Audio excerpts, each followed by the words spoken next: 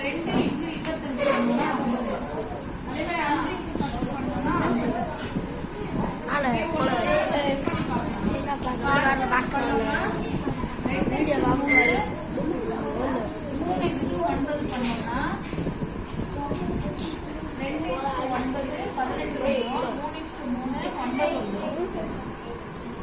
இது வந்து சமம் அல்ல. எது எது சமம் ஒவ்வொன்றா செக் பண்ணணும். இப்ப நமக்கு இதுவும் சமம் அல்ல. 3:5 6:15. இப்ப 5030 311 இதுவும் சமம் இல்லை. லாஸ்ட் நம்மளுக்கு 3:1 1:3